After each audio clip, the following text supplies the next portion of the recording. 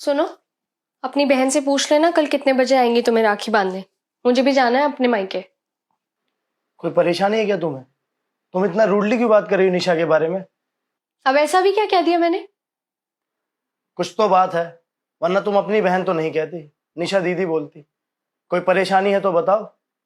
और ये बैंक से मैसेज आया कि तुमने एफडी तुड़वा ली है, मुझे कुछ बताया भी नहीं इस बारे में। ऐसी क्या नौबत आ गई जो तुम्हें एफडी तुड़वानी पड़ गई? कुछ हुआ नहीं है, मुझे पैसों की जरूरत थी तो मैंने एफडी तोड़वा दी। और क्या मेरा तुम्हारे पैसों पर कोई हक नहीं है? तुम्हारा पूरा हक है, लेकिन इतनी बड़ी रकम, तुम जानती हो ना ये रकम हमने अपने फ्यूचर के लिए, अपने बच्चों की पढ़ाई के लिए जमा की थी। तुम्हारे मायके में कोई प्रॉब्लम आई है क्या? सुनो, बहुत रात हो गई है, कल त्योहार भी है, उसके बाद बात करते हैं। अभी तुम सो जाओ।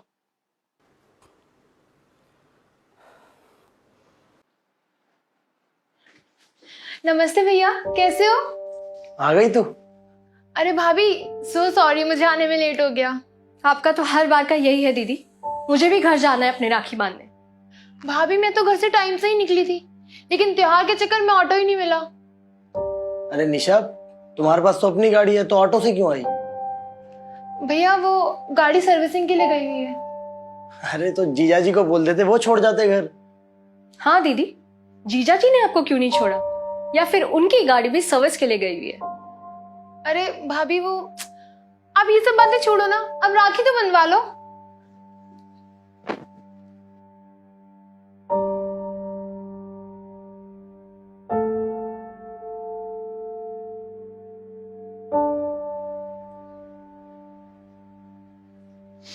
अब ये बता कि गिफ्ट में क्या चाहिए तुझे? कुछ नहीं भैया, बस आपका साथ चाहिए हमेशा मुझे। वो तो नहीं मिलेगा दीदी। ये कैसी बचकानी बातें कर रही हो तुम? अरे बोलने से पहले कुछ तो सोच लो कि क्या कह रही हो। मैं कुछ गलत नहीं कह रही हूँ। अगर ये हमें अपना नहीं समझती तो हम इनका साथ क्यों देंगे? भाभी, आप ऐसा क्यों कह रही हैं? कोई गलती हो गई है क्या मुझसे? आप नाराज हैं मुझसे? दीदी, नाराजगी तो अपनों से की जाती है ना, और आप कहाँ हमें अपना समझती है? सच में भाभी, ऐसा कुछ नहीं है। भैया, आप ही समझाओ ना भाभी को, वो क्यों मुझसे नाराज है? क्या हुआ? क्यों त्योहार वाले दिन निशा का दिल दुखा रही है? हुआ क्या है तुम्हें? मुझे कुछ नहीं हुआ है। राखी तो तुमने बनवा ली ना, अब राखी का गिफ्ट भी दे दो अपनी बहन को।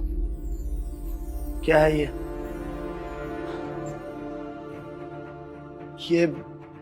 निशा के घर के पेपर तुम्हारे पास कैसे? इस बात का जवाब दीदी ही देंगी, जिन्होंने हमें बिल्कुल पराया कर दिया। निशा, क्या है ये सब? सच में भैया, मुझे खुद समझ नहीं आ रहा कुछ। आकाश, ये दीदी के घर के पेपर्स है जो इन्होंने गिरवी रख दिया था। गिरवी? हाँ आकाश, गिरवी। और तुम्हें पता है दीदी ऑटो से क्यों आई है? हाँ, क्योंकि गाड़ी सर्विस पे है। नहीं, क्योंकि गाड़ियां बेच दी है इन्होंने और घर गिरवी रख दिया है। क्या निशा, अंकिता सही कह रही है क्या? सॉरी भैया, मैं आप लोगों को बताने ही वाली थी। इनको बिजनेस में बहुत लॉस हुआ, इसलिए हमें ज्वेलरी और गाड़ियां बेचनी पड़ी और घर भी गिरवी रखना पड़ गया। I'm सॉरी भाई, सॉरी भाभी। दीदी, अगर आप हमें अपना समझती ना तो आप हमें जरूर बताती, लेकिन आपने तो हमें पराया कर दिया। दीदी, आपकी लाइफ में इतना कुछ हो गया और आपने हमें बताना जरूरी नहीं समझा। वो तो आप लोगों ने जहां घर गिरवी रखा उसी बैंक में मेरी फ्रेंड काम करती है और उसने मुझे बताया, वरना मुझे तो कभी पता ही नहीं लगता। निशा, ये तुमने सही नहीं किया।